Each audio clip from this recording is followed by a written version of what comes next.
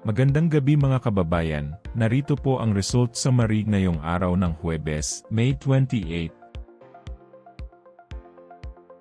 Pero bago ang lahat, paki-like at subscribe na po ang ating channel. Maraming salamat po. Para sa 2D Lotto, ang resulta sa 2 PM draw ay 16 at 31. Para naman sa 5 PM draw, 20 at 27. At para sa 9 PM draw ay 7 at 11 in exact order.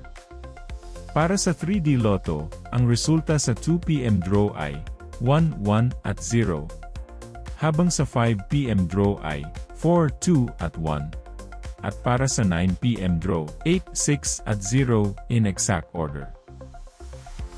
Para sa 6D Lotto, ang winning combination ay 9, 0, 2, 9, 1, 6 in exact order.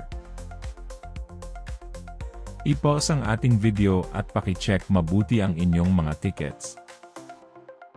Para sa Lotto 642, ang ating winning combination ay 39, 38, 34, 21, 10, at 3 in any order. Maaari nyo pong i-pause ang ating video para makita at ma-check ng mas mabuti ang resulta at inyong mga ticket. Check nyo na din po ang consolation prize sa ibaba. Para sa Super Lotto 649, ang ating winning combination ay 39, 40, 1, 47, 29, 17 in any order.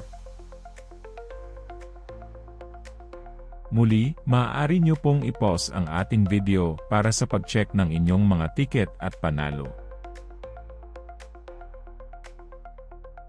Narito po ang draw schedule at jackpot estimate para bukas.